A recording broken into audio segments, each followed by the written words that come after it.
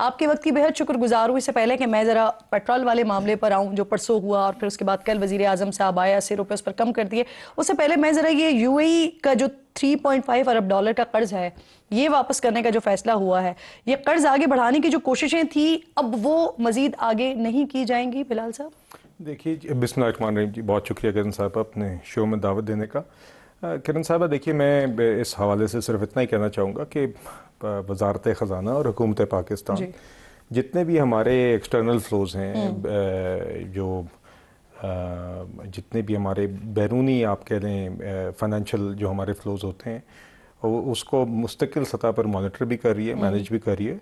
और पाकिस्तान की जो भी एक्सटर्नल ज़िम्मेदारियाँ हैं, ऑब्लिगेशंस हैं, वो पाकिस्तान फुलफ़िल करेगा। और जिस ज़िम्मेदारी से आपको ये मुआशी टीम ज़र मुबादला के ज़खायर भी और ओवरऑल मैक्रो इकनॉमिक मामलात को मैनेज करते हुए नज़र आई, इसी तरह इंशाल्लाह हम हर इस तरह के मामले को मैनेज करेंगे। सही सर, वैसे ये अच्छी बात है कि आपने जिससे कर्ज लिया आप उसको वापस कर रहे हैं।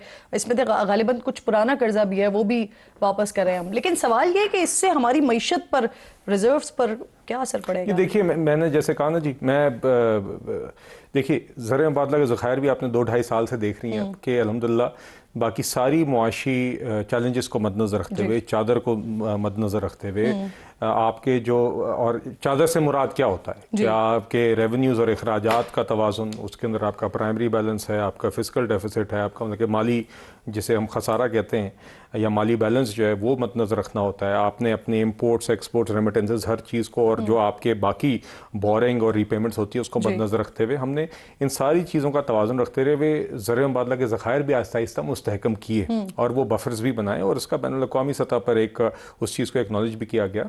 तो यकीनन देखिए, मौजूदा भी जो हालात हैं उसके अंदर हम इसको मॉनिटर कर रहे हैं और साथ साथ जो भी मैनेजमेंट दरकार है ताकि हमारा ये इस्तेहकाम बरकरार रहे बल्कि मजीद मुस्तहकम हो। इंशाल्लाह हम ये भी जरा क्लियर कर दीजिएगा कि ये किस तरह से वापस किया जाएगा? क्या यकमुश्त हम एक साथ 3.5 अरब अदा कर देंगे या फिर ये 2 किस्तों में जाएगा, एक दफ़ा 2 अरब और एक बार फिर 1.5? करण साहब, मैं जो बात इसके हवाले से कर चुका हूँ, क्योंकि हर मामले की एक अपनी नोयत होती है, तो इसलिए मैं वही बात दोहरा सकता हूँ कि पाकिस्तान की जो भी एक्सटर्नल ऑब्लिगेशंस है, कमिटमेंट्स हैं, पाकिस्तान अपनी पूरी करेगा और साथ ही साथ अपने जो हमारे ज़र मुबादला के ज़खायर से रिलेटेड मामलात हैं, एक्सटर्नल फ्लो से रिलेटेड मामलात हैं, वजारत ख़जाना मुस्तकिल सतह पर ममालिक से मैनेज होंगे ये। मैंने जी, मैं आपसे जो इस मामले पे मैं आपसे बात कर सकता हूँ, मैंने कर दिया आपने। जी, मैं इससे ज़्यादा अच्छा, एक और बात इस पर ये भी हो रही है कि अगर हम दबाव बर्दाश्त करने के बजाय कर्ज वापस करने की तरफ जा रहे हैं तो यूएई में ही लाखों पाकिस्तानी वर्कर्स हैं, फिर रेमिटेंसेस दूसरा बड़ा सोर्स है हमारे पास, तो क्या इस पर भी फिर इसके असरात मरतब होंगे? किरण साहिबा, बात यह है कि हम दोनों चीज़ों को ना, आपने देखा है कि पाकिस्तान ने सफारती महाज पर अपने सारे ताल्लुकात एक वक्त में बेहतर अंदाज से एक तवाज़ुन रखा है और तवाज़ुन, ना सिर्फ तवाज़ुन रखा है, उस तवाज़ुन को बरकरार रखते हुए पाकिस्तान ने अपने सारे की रिलेशनशिप्स को एक वक्त में मज़ीद मजबूत भी किया, स्ट्रेंथन भी किया है जी। और चाहे मैं आपको मिसालें दे देता हूँ, चाहे वो अमेरिका हो या चाइना हो, चाहे वो गल्फ ममालिक हो, सऊदी अरेबिया हो, टर्की हो, सेंट्रल एशियन स्टेट्स हो, रशिया हो, आपने बांग्लादेश के साथ एक तारीखी आपने देखा है कि हमारा एक सिलसिला भी उसका आगाज़ हुआ है। तो पाकिस्तान जी इसी तरीके से एक जिम्मेदारी के साथ और सारी प्रायोरिटीज़ को सबसे पहले कौमी तरजीहात को अवलीन रखते हुए अपने सफारती मामलात को भी मद्देनजर रखेगा। और यकीनन जो हमारे पाकिस्तान के बाहर मकीम जो पाकिस्तानी बहन भाई हैं उनकी राइट्स का और उनके इंटरेस्ट को प्रोटेक्ट करने के लिए मैं इस मामले की हसासियत को समझती हूँ बिलाल साहब, इसलिए मैं इस पर ज्यादा नहीं कोशिश करूंगी कुरेदने की, सिर्फ इतना अगर बता सकें कि अप्रैल में हम पहली किस्त देने जा रहे हैं। देखिए, मैं उस मामले में किरण साहिबा मैं कोई गैर जिम्मेदाराना बात नहीं करना चाहता, तो जितना मैं इस मौजू पे कह सकता था मैं उतनी आपने बात कर दी। बिल्कुल ठीक। बिलाल साहब प्रोग्राम में साथ ही मौजूद हैं। पेट्रोल के हवाले से जो सवालात भी उठ रहे हैं, इस पर तनकीद भी हो रही है, लोग इसे खुशाइंद भी कह रहे हैं, इस पर डिटेल में बात करते हैं। एक ब्रेक लीजिए, ब्रेक के बाद वापस आते हैं।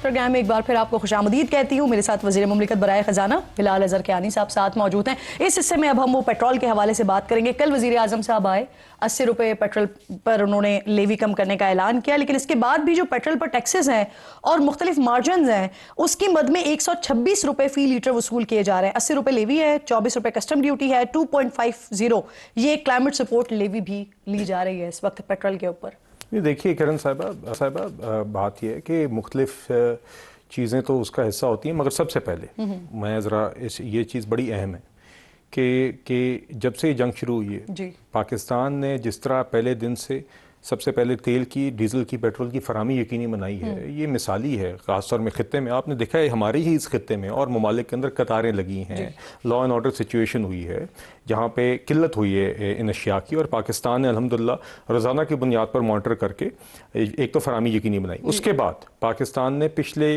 इस कीमत की तब्दीली से पहले 3 हफ्ते मुस्तकिल बैनुल-अक़वामी कीमतों में खातिर ख्वाह इजाफे के बावजूद पाकिस्तान ने कीमतें बरकरार रखी। पहले ही हमने इतनी बढ़ा दी थी ना? नहीं जी, नहीं। उसके बाद भी मैं आपके सामने रख सकता हूँ, आपको मैं बता सकता हूँ कि आपने 14 मार्च के रोज़ भी कीमत में खातिर ख्वाह इजाफा बन रहा था, तकरीबन 50 रुपये पेट्रोल का और 75 रुपये डीजल का, हमने नहीं बढ़ाया।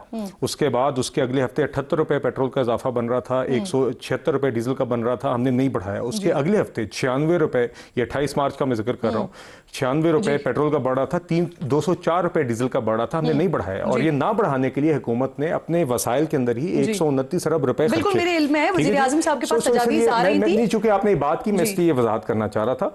तो हुकूमत ने उसके बाद भी, अब आज भी जब ये कीमत तब्दील भी हुई और उसके अंदर हमने जहां पे लेवी, सिर्फ ये नहीं है कि पेट्रोल की लेवी 80 रुपए कम की है और 80 रुपए पे आ गई है, डीजल की लेवी भी हमने सारे सफर के दौरान सिफर की है। ये जंग से पहले मैं आपको बताना चाहता हूँ कि 1 मार्च के रोज पेट्रोल की लेवी 84 रुपए थी और डीजल की लेवी 76 रुपए। क्योंकि आपका डोमेन है ना बिलाल साहब, तो आप इसको ज्यादा बेहतर तरीके से आंसर कर सकते हैं। सर, ये जो 126 रुपए अभी भी लेवी के तौर पर मौजूद है पेट्रोल के ऊपर, 80 है, 126 रुपए लेवी, तमाम टैक्सेस, मार्जिन और लेवी मिला के 126 बनता है। जी नहीं, देखिए उसके अंदर यकीनन कस्टम ड्यूटी और और चीजें हैं, मगर वो यकीनन एक कॉस्ट होती है जो आपका तेल जिस पे आपके पोर्ट पे पहुंचता है या बैनुल-अक़वामी जो कीमत होती है, उसके बाद मुख्तलिफ कॉस्ट्स आपकी ट्रांसपोर्ट की, OMCs की अपनी, वो उसका हिस्सा है। मगर लेवी जो है वो आज पेट्रोल पे 80 रुपए है और डीजल पे 0 रुपए है। और आपको यह भी याद रखा होगा कि जो पेट्रोल के अंदर लेवी पहले बढ़ी हुई थी, वो डीजल में सफर करने के लिए, डीजल में खत्म करने के लिए लेवी किया गया था। और उसकी वजह क्या है कि डीजल आपके किसान भाई इस्तेमाल करते हैं, डीजल पब्लिक ट्रांसपोर्ट को सबसे ज्यादा मुतासर करती है, इसलिए पहली तरजीह ये थी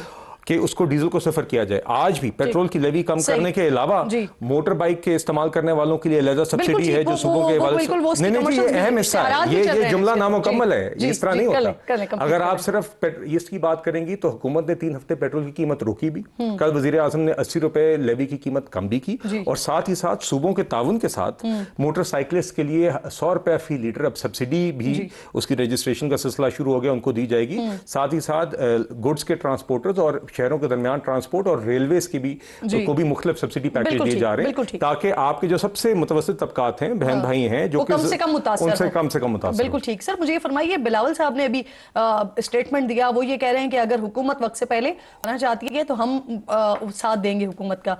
तो ये क्या बिलावल साहब की तरफ से तजवीज़ आई है या फिर आप लोग इस पर गौर कर रहे हैं तो उन्होंने तबकी दी है आपको कि हम साथ होंगे? नहीं, देखिए हम बड़े मशहूर हैं जी कि अपने सारे एलाइज के बशमूल पीपल्स पार्टी जिन्होंने ताउन किया है इस वक्त में। और आपने देखा कि प्राइम मिनिस्टर साहब ने 2 इजलास किए जिसमें फील्ड मार्शल भी थे, हमारे सारे सूबाई CM चीफ मिनिस्टर्स भी थे, हमारे एलाइज पीपल्स पार्टी भी थे। एक मीटिंग प्रेसिडेंट ने की थी, आसिफ अली जरदारी साहब ने। तो हम मशहूर हैं कि एक इत्तेफाक के साथ ये ओवरऑल जो पैकेज सामने आया है उसमें सूबे भी अपना किरदार अदा कर रहे हैं, और इसकी एक नेशनल स्टीयरिंग कमेटी भी उसकी इंप्लीमेंटेशन की, इन सब्सिडीज की बन गई है, जिसका आज भी इसहाक डार साहब ने बतौर चेयर इजलास किया। तो देखिए हम उनके मशहूर हैं, और आगे इंशाल्लाह देखिए बजट की एक ओवरऑल जो तैयारी है, बजट जून में आना है, तो उसके लिए तैयारी वजारत खजाना में शुरू होगी, और इंशाल्लाह कोशिश रहेगी कि उसके अंदर जो भी बेहतर तजावीज़ आ सके वो लेकर उसको अकोमोडेट करें। सर, ये फरमाए मुझे कि ये जो स्मार्ट लॉकडाउन के हवाले से हम टर्म सुन रहे हैं, वो गालिबन ला रहे हैं आप लोग, 6 बजे तक बाजार बंद हो जाएंगे, मजीद इसमें क्या होगा और इसका इतलाक कब तक हो जाएगा? जी देखिए, एक तो सबसे पहले उसमें जो भी औकात में फ़र्क आएगा आपके बाज़ारों के, जी। वो सूबों के इत्तेफाक के साथ होगा। तो वो एक प्रोसेस है। आज के इजलास में मैं आपको बता सकता हूँ कि बलूचिस्तान ने ऑलरेडी आज इतला कर दी है कि उन्होंने 8 बजे तक की कदगन मार्केट्स पे लगा दी है। मकसद ये है कि बिजली का इस्तेमाल कम होगा। इसी तरह बाकी सूबों के साथ भी एंगेजमेंट उसी स्टीयरिंग कमेटी में जारी है।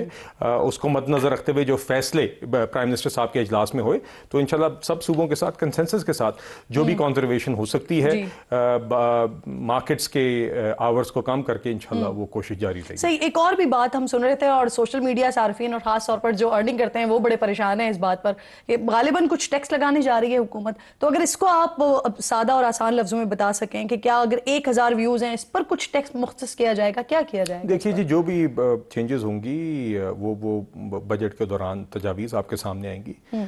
बजट की तैयारियां अब चल रही हैं। आपने पिछले दिनों में भी अभी हमारे पास पाकिस्तान बिजनेस काउंसिल आए हुए थे और अमेरिकन बिजनेस फोरम के लोग आए हुए थे। आगे दीगर चैम्बर्स के साथ भी हम मुलाकात करेंगे। पहले भी उनसे एंगेजमेंट जारी रही है। तो सारे स्टेक होल्डर्स से सारे जो रेलेवेंट फोरम्स हैं उसके अंदर हमारे अंजुमन ताजरान भी सबकी यानी ये तय हो गया है कि सोशल मीडिया पर नहीं जी, बजट के जो खदोखाल हैं वो जब आपके सामने पेश होंगे वो तभी तय नहीं, वो तो हो रही, लेकिन ये तय हो गया कि ये करने जा रहे हैं। नहीं जी, अभी मैं आपको कोई भी चीज इसलिए नहीं कहना चाहता डिजिटल पे टैक्स लगाने जा रहे हैं। नहीं, कोई भी मैं इसलिए आपके सामने बात नहीं करना चाहता क्योंकि जब बजट आएगा तो तभी वो तजावीज़ आएगी। उससे बिलाल पहले साहब, कोई जो चीज़ इसकी नहीं। तजावीज़ हैं वो होगा, मैकेनिज्म इसका होगा क्या यूट्यूब से या जो दीगर प्लेटफॉर्म्स हैं उनसे राब्ता किया जाएगा या फिर जो अकाउंट में ट्रांसफर हो रही होंगी अमाउंट उसके ऊपर कट लगाया जाएगा? बजट की जो दीगर तजावीज़ हैं उसके ऊपर बेहतर होगा कि जब बजट की बात करें। नहीं, बजट प्रेजेंट जब होगा तभी हतमी तौर पे फाइनल होगा। उससे पहले मेरे ख्याल से कोई भी बात करना कबल इस वक्त है। तो मैं बजट के जो भी खदोखाल होंगे, जब एक दफा बजट पार्लियामेंट में प्रेजेंट हो जाएगा, काबीना अप्रूव कर देगी, उससे पहले आज से हमने काम शुरू कर दिया बजट पे।